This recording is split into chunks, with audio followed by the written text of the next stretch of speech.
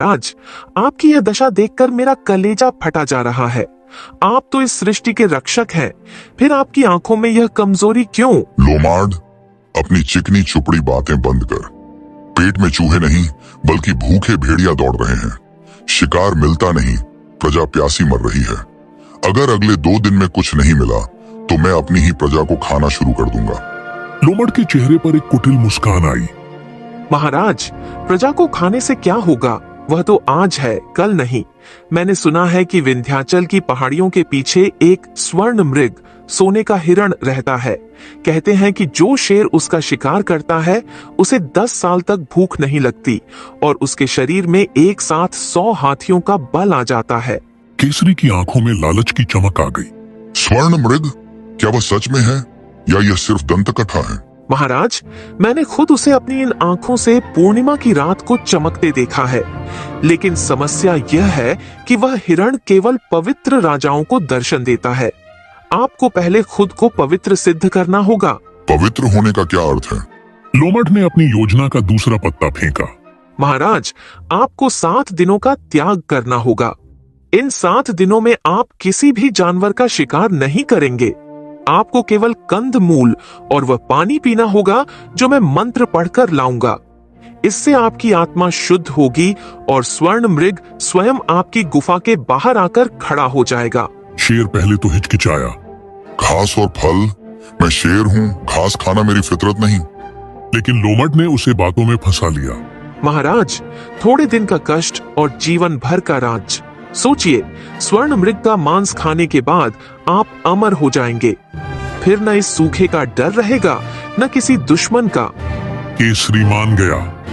उसने घोषणा कर दी कि अगले 7 दिनों तक वह तपस्या पर है। उधर लोमड़ ने अपने साथी भोलू भालू को बुलाया। भोलू सीधा सादा था। लोमड़ ने उसे डराया।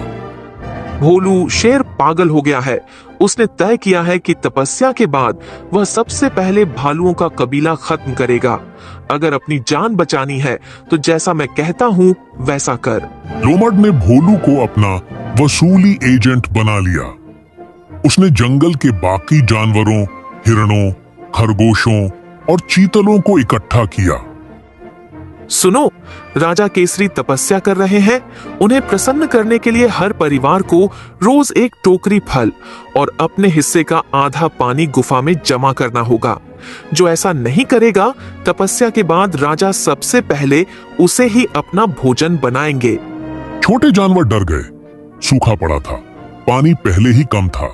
अब उन्हें अपना बचा कुचा खाना भी राजा के नाम पर लोमड़ को देना पड़ रहा था। हर शाम गुफा के बाहर फलों का ढेर लग जाता।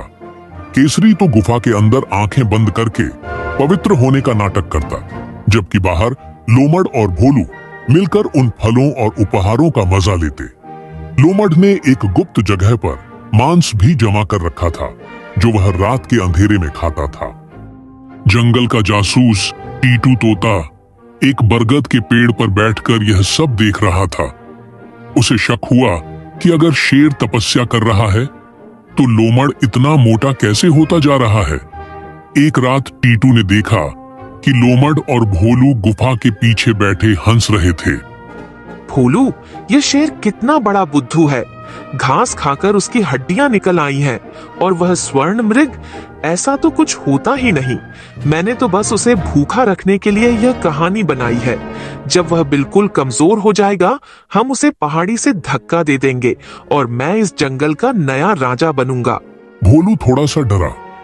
लेकिन लोमड़ भाई, वह शेर है, अगर उसे पता चला तो? उसे पता कैसे चलेगा? वह तो सोने के हिरण के सपने देख रहा है। टीटू यह सब सुनकर सन्न रह गया। वह समझ गया कि नंदनवन खतरे में है। टीटू तोता तुरंत बूढ़े गजराज के पास पहुंचा। गजराज जंगल के सबसे पुराने निवासी थे। उन्होंने टीटू की बात सुनी और गंभीर हो गए। टीटू, केसरी अहंकारी है, लेकिन वह हमारा राजा है। अगर लोमड़ ने जंगल पर कब्जा कर लिया तो वह हर जानवर को अपना गुलाम बना लेगा। हमें केसरी की आंखें खोलनी होंगी। गजराज ने एक गुप्त सभा बुलाई। उन्होंने जानवरों को समझाया कि डरना बंद करो। अगर हम एकजुट हो जाएं, तो हम इस झूठ का अंत कर सकते हैं। कल पूर्णिमा है, वही दिन जब लोमड़ ने स्वर्ण मृग के आने का वादा किया है। हम सब गुफा के पास जमा होंगे और लोमड़ की पोल खोलेंगे। पूर्णिमा की रात आई। केसरी भूख से कांप रहा था। उसका शरीर पीला पड़ चुका था। लोमड़, आज 7वां दिन है। कहाँ है वो स्वर्ण मृग? मुझे बहुत तेज भूख लगी है। महाराज, बस कुछ ही पल, वह पहाड़ी के उस पार चमक रहा है। आप गुफा से बाहर आइए। जैसे ही केसरी बाहर आया, लोमड़ ने दूर झाड़ियां में एक चमकती हुई चीज दिखाई।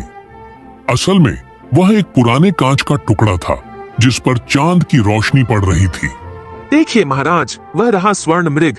आप जाकर उस पर हमला कीजिए। लोमड़ ने उसे एक गहरी खाई की ओर इशारा किया, जिसके ऊपर झाड़ियां बिछी हुई थीं। लोमड़ चाहता था कि शेर जोश में आकर वहां कूदे और खाई में गिरकर मर जाए। तभी एक भारी आवाज गूंजी। ठहरो केसरी। गजराज हाथी अपनी पूरी सेना के साथ सामने आ गए। उनके साथ टीटू तोता और जंगल के सभी जानवर थे। महाराज, सामने हिरण नहीं, मौत है। लोमड़ ने वहां गड्ढा खोद रखा है। केसरी रुका और लोमड़ की ओर देखा। लोमड़ के पसीने छूटने लगे। नहीं महाराज, ये गजराज आपसे जलता है। वह नहीं चाहता कि आप अमर हो। अगर वह स्वर्ण मृग है तो भोलू भालू को भेजिए उसे पकड़ने के लिए। भोलू, क्यों चुप हो? बोलो, क्या तुमने कल रात लोमड़ के साथ मांस नहीं खाया था? भोलू डर के मारे कांपने लगा और सच उगल दिया। महाराज, मुझे माफ कर दीजिए। लोमड़ ने कहा था कि आप हमें मार देंगे। स्वर्ण मृग झूठ है, वह सिर्फ आपको मारना चाहता था। केसरी का गुस्सा 7वें आसमान पर पहुंच गया। उसकी आंखों में खून उतर आया। मैंने अपनी प्रजा को डराया और तेरी चापलूसी सुनी। यही मेरी सजा है कि आज मैं एक चूहे जैसी लोमड़ के हाथों मरने वाला था, लेकिन अब न्याय होगा। केसरी ने आदेश दिया, लोमड़ को नंदनवन से हमेशा के लिए काला पानी की ओर निकाल दिया जाए।